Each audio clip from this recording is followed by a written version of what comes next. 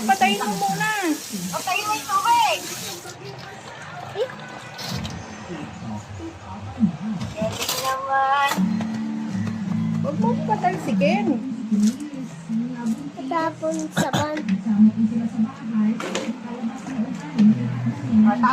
Pagkatapos na yan, maliligo. La la la la la. Ay! Tapos, magsusulat. Oo, sige. Sul ka daw. Utol. Ito naman.